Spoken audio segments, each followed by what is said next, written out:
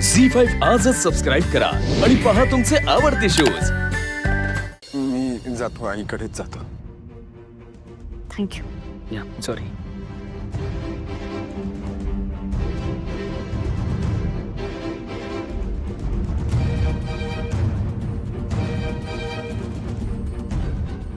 बरोबर वचन घेतलंस का माझ्याकडून पारू? काही झालं तरी देवी आई पहिली।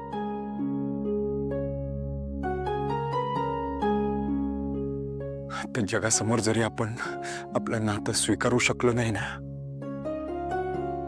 तरी लवकरात लवकर आपण दोघं एकत्र असू, हे प्रॉमिस यू। पारू बाळा, झालं का?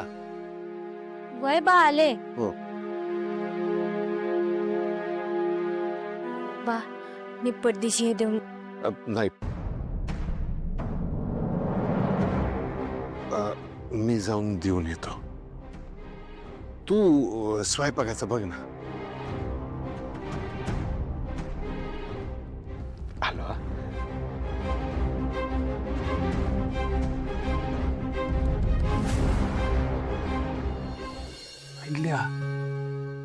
रिलॅक्स, नको मारती मामा। हे काय आणलं? पारूनी काढा पाठवलाय। ती म्हणली आईले मॅडमने घेतलं तर त्यांचा ताप कमी होईल। मारुती, बरं झालं आणलास। आईल्याला गरज आहे याची। काय पारूच्या काढ्यात जादू आहे रे। मारुती, काढा द्यायला पारू का नाही आली?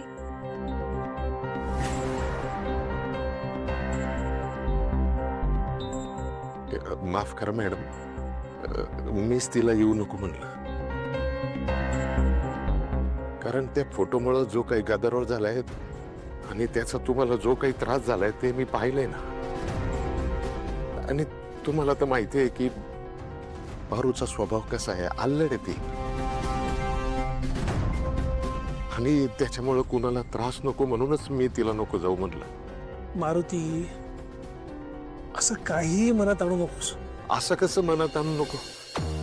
अरे, इतकी वर्ष ह्या घराची मने बरेच चाकरी केली आणि या घराची आबरू माझ्या मुलीमुळे अशी चार चौघात उधळली जाणार असेल तर मी कसं सहन करणार ते?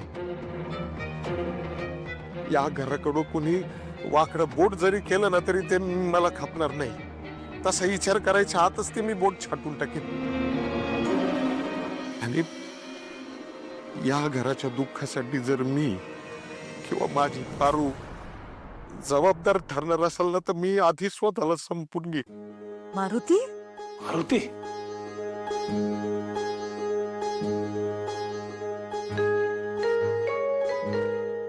मारुती, किर्लोस्कर कुटुंबाचा पाया हा विश्वासावर बनलाय। तोच विश्वास जो आम्ही तुझ्यावर ठेवला आणि तुझ्या निष्ठेने तो तू सिद्ध करून दाखवलास। तोच विश्वास आम्ही पारूवर पण ठेवलाय आणि मला खात्री आहे की आमच्या विश्वासाला तडा जाईल असं पारू कधीही वागणार नाही। मॅडम, मागच्या जन्मीनं मी काहीतरी मोठं पुण्य केलं असेल म्हणून तुमच्यासारख्या मालकीनबाई मला मिळालं।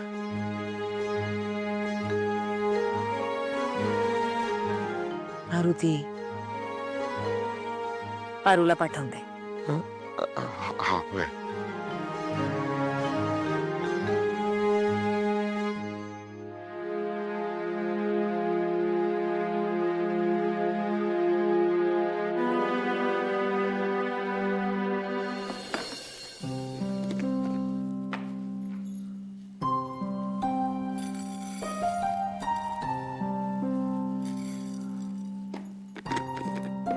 पारू,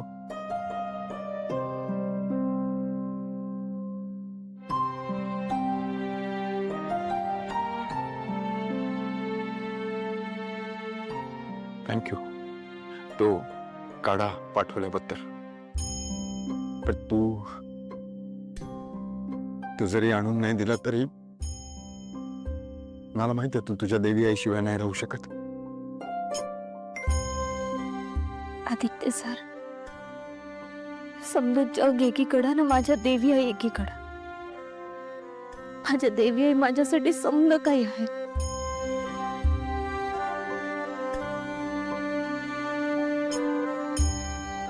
आणि मी कोण आहे?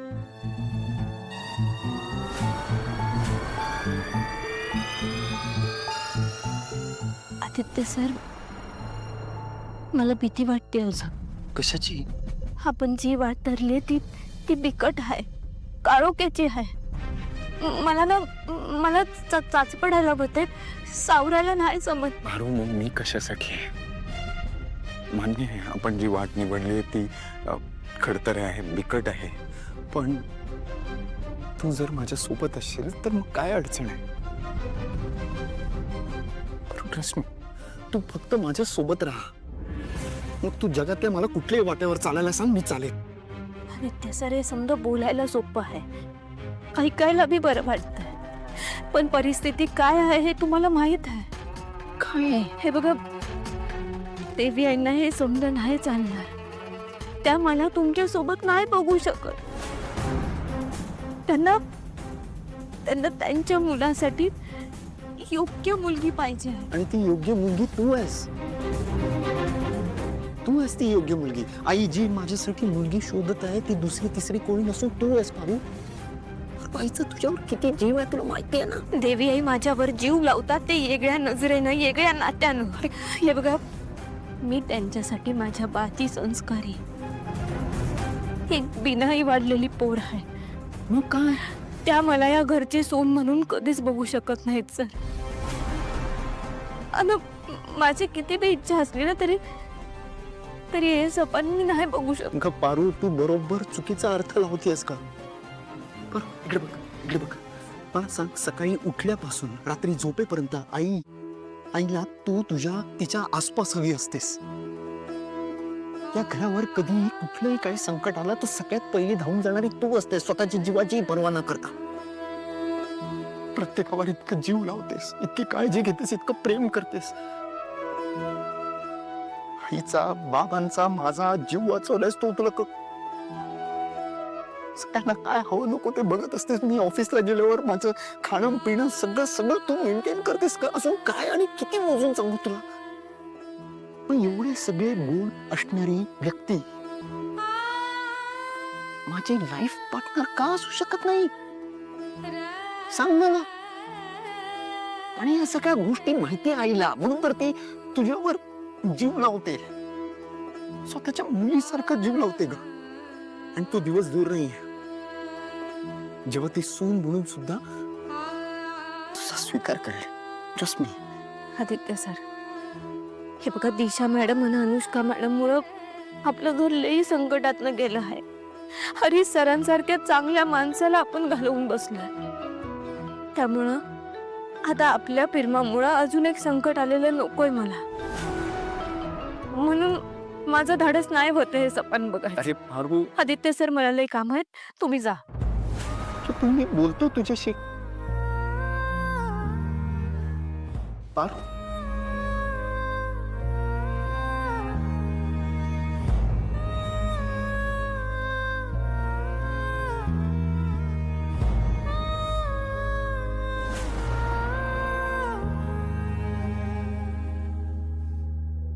झी5 आजच सबस्क्राईब करा आणि पहा तुमचे आवडते शोज